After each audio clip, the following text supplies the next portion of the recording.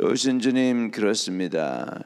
주 안에서 하나님의 계획과 뜻이 드러나고 나타나는 복된 인생들이 되게 해주세요. 하나님이 사용하시는 통로가 되게 하시고, 하나님이 함께 하시는 통로, 또 하나님의 마음을 기쁘게 해드리는 기도를 올리는 주의 백성들로 우리가 세움받게 하여 주옵소서. 오늘도 성령 충만, 말씀 충만으로 인도하여 주세요.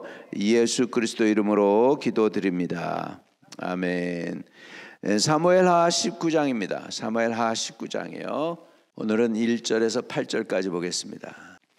어떤 사람이 요압에게 아뢰되 왕이 압살롬을 위하여 울며 슬퍼하시나이다 하니, 왕이 그 아들을 위하여 슬퍼한단 함이 그날의 백성들에게 들림에 그날의 승리가 모든 백성에게 슬픔이 된지라.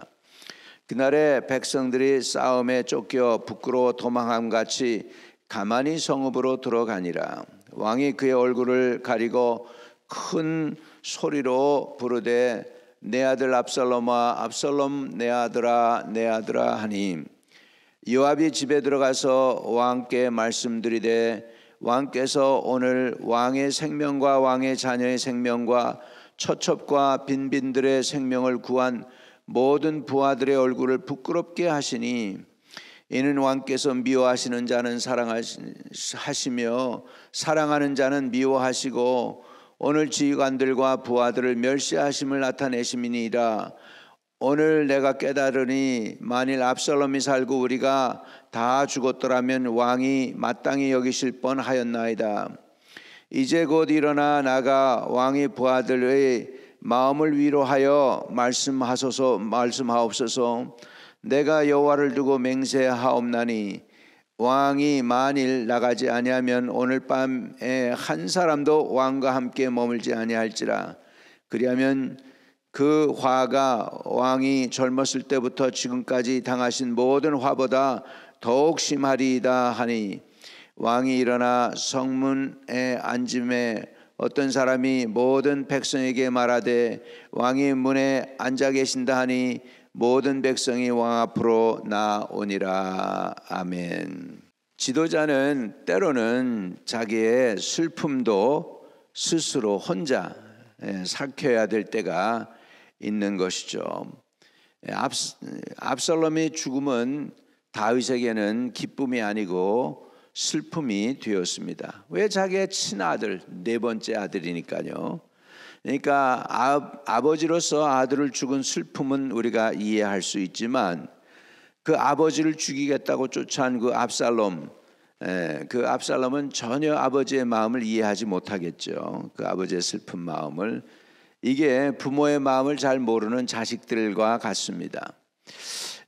또 신하들도 지금 원수를 쳐 부쉈으니까 개선가를 부르면서 개선 장군처럼 돌아오고, 그래서 거기에서 국민들이 박수를 치고 환호를 하고 그래야 되는 퍼레이드가 일어나야 되죠. 사실은 승리한 개선에 대한 퍼레이드가 일어나야 되는데, 지금 다윗 왕이 아들이 죽었으므로 슬퍼하기 때문에 지금 죄인처럼 돌아간다. 그 민심을 갖다가 성경은 이렇게 얘기하고 있어요. 2절에 왕이 그 아들을 위하여 슬퍼한다 함이 그날의 백성들에게 들림에 그날의 승리가 모든 백성에게 슬픔이 된지라. 다윗은 자기 개인적으로 아들을 잃었기 때문에 슬프긴 하지만 사실은 그것을 살켜야 됐죠. 그리고 지금 백성들의 마음을 헤아려야 됐죠. 왜? 백성들이 지금 다윗과 그 편에 서서 나가서 목숨 걸고 싸웠고 또 많은 사람들이 죽었습니다. 그러니까 자기 아들 죽은 것 때문에 슬퍼하는 게 아니라 자기를 위해 싸우다가 죽은 백성을 위해서 슬퍼할 수 있고, 또 이기고 돌아온 사람들에게는 기뻐해야 되겠죠. 축하해주고. 근데 그럴 여유가 없죠. 왜? 다윗은 지금 늙었습니다. 늙었고요. 또 한 인간밖에는 되지 않습니다. 그러니까 자기 개인적으로 죽은 아들에 대해서 슬픔이 있는 건 당연하죠. 게다가 그 아들이 그렇게 죽는 것을 볼 때 자기 죄가 생각났겠죠. 왜? 나단 선지자의 그 예언이 그대로 된 것이니까. 그러니까 한쪽으로는 자기 책임 때문에 다윗은 더 슬퍼했을 거예요. 자기 죄가 자꾸 드러나니까 그 죄 때문에 슬퍼하고 그랬을 거예요. 이런 슬픈 다윗의 마음을 이해 못하는 사람이 하나 있죠. 그의 조카이면서도 군대 장관인 요압입니다. 요압은 지금 자기가 전쟁에 나가서 승리를 했으니까 지금 백성들한테 찬양을 받고 박수를 받고 그러면서 돌아오는 금이 환영하는 장군으로 좀 인정받고 싶었는데 백성들이 다 슬퍼하니까 좀 기분이 나빴겠죠. 그래서 이제 왕에게 갑니다. 그러니까 다윗이 슬퍼하는 것을 요압은 자기를 공격하는 것으로 느꼈을 거예요. 이 사람 진짜 내가 이렇게 목숨 걸고 싸워서 이겨왔는데 지금 이렇게 자기 죽은 아들을 슬퍼하는 거 보니까 차라리 내가 죽는 게 더 나았겠네라고 다윗이 지금 자기를 공격하는 걸로 좀 기분 나빠했을 것입니다. 다른 사람의 슬픔이 어떤 때 나에게는 꼬챙이로 나를 찢는 것처럼 공격하는 것으로 느낄 수 있어요. 상대방이 잘못하면 나는 그냥 슬픈 건데 상대방이 나를 무시한다고 느낄 수가 있는 것이죠. 그래서 요압이 다윗 왕에게 들어갑니다. 그래서 5절에 요압이 집에 들어가서 왕께 말씀드리되 왕께서 오늘 왕의 생명과 왕의 자녀의 생명과 처첩과 빈민들의 생명을 구한 모든 부하들의 얼굴을 부끄럽게 하시니 이제 상황을 갖다가 제대로 설명을 하고 있죠. 다윗에게 왕이시여 좀 깨어나세요. 슬퍼하고 있을 때가 아닙니다. 지금 민심을 다스릴 때입니다. 이렇게 다독거릴 때입니다. 그러면서 6절에 왕께서 미워하시는 자는 사랑하시며 왕을 미워하는 자 누구죠? 압살롬은 사랑하시며 사랑하는 자는 미워하시고 누구예요? 지금 요압과 그 군대들과 그 백성들 오늘 지휘관들과 부하들을 멸시하심을 나타내심이라. 오늘 내가 깨달으니 만일 압살롬이 살고 우리가 다 죽었더라면 왕이 마땅히 여기실 뻔하였나이다. 이렇게요. 이렇게 하니까 이건 뭐죠? 지금 뭐예요? 요압도 지금 다윗이 압살롬 죽은 것 때문에 슬퍼하는 것으로 인해서 다윗이 요압도 자기가 공격당하고 느끼는 거예요. 지금 그렇다고 느끼는 것이죠. 다윗이 요압이 그럴 줄 알았어요. 다윗은 요압이 자기 아들 압살롬 살려놓지 않을 걸 알았기 때문에 오히려 더 그렇게 강조했고 그가 지금 염려하던 대로 된 거거든요. 그렇게 된 거죠. 그래서 이제 요압이 다윗에게 이제 권면을 합니다. 협박하면서 권면해요. 협박하면서 조카가 지금 다윗 왕에게 족하면서도 군대 장관이잖아요. 이제 곧 일어나 나가 왕의 부하들의 마음을 위로하여 말씀하옵소서. 내가 여호와를 두고 맹세하옵나니 왕이 만일 나가지 아니하면 오늘 밤에 한 사람도 왕과 함께 머물러 있지 아니할지라. 그리하면 그 화가 왕이 젊었을 때부터 지금까지 당하신 모든 화보다 더욱 심하리이다 하니. 이제는 힘없는 왕 요압에 이끌려서 끌려 나오듯이 백성들 앞에 끌려 나오는 다윗의 처량한 모습을 봅니다. 왕이 일어나 성문에 앉음에 어떤 사람이 모든 백성에게 말하되 왕이 문에 앉아 계신다 하니 모든 백성이 왕 앞에 나오니라. 이렇게 됐습니다. 그래서 지금 요압은 자기가 승리하고 좀 이렇게 환영도 받고 그리고 상급도 좀 얻고 그리고 인정도 받고 싶었는데 다윗의 슬퍼함으로 인해서 그게 다 날아가니까 좀 기분이 상했겠죠. 그러니까 요압은 다윗의 마음을 헤아려 줄 여유가 없습니다. 아들을 죽은 그 다윗의 마음을 헤아려 줄 여유가 없고요. 다윗은 또한 다윗이 슬퍼해야 되는 건 뭐냐? 백성들이 목숨 걸고 나가서 다윗을 위해서 싸웠기 때문에 그것을 슬퍼해야 되고 그 마음이 애처로워야 되고, 그런데 지금 자기 아들만 생각하죠. 죽은 아들 압살롬, 그것도 자기 아버지 죽이겠다고 반역을 한 그 아들 때문에 슬퍼하니까 백성들의 마음을 헤아리지 못하는 다윗을 또한 볼 수 있습니다. 여기에서 우리는 봅니다. 뭘 봅니까? 인간은 한계가 있구나. 인간은 모자라구나. 다 이렇게 다윗도 백성의 마음에 안 드는 일을 하고요. 또 백성들도 그러니까 슬퍼하고요. 또 요압도 보면은 이렇게 자기가 자랑하고 싶었는데 자랑이 안 되니까 기분 나쁘고 그 왕의 마음을 헤아릴 줄도 모르고 다 한 자씩이라고 그래야 될까? 한 걸음씩 다 모자라요. 인생은 다 모자랍니다. 우리 하나님은 그걸 보시고도 불쌍히 여겨서 아들 예수 그리스도를 보내주셨다. 우리를 구원하시기 위해서 이 엄청난 일을 행하셨다. 모자라는 인생들, 이거 뭐 하겠다고요? 여러분, 우리가요,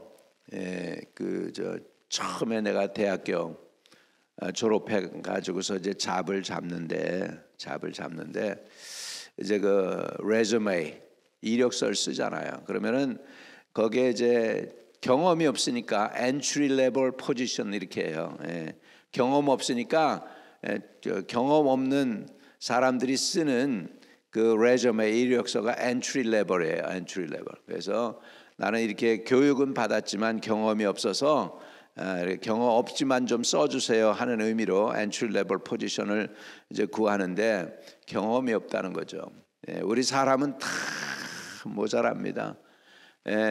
때로는 우리가 이 세상 살면서도요 겪어보지 않은 일들을 겪을 수가 있어요. 그럴 때 지혜와 능력과 권세가 풍성하신 하나님을 의지하시길 바랍니다.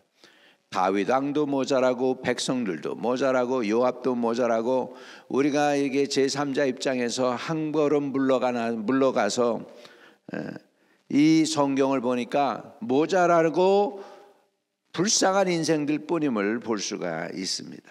여러분,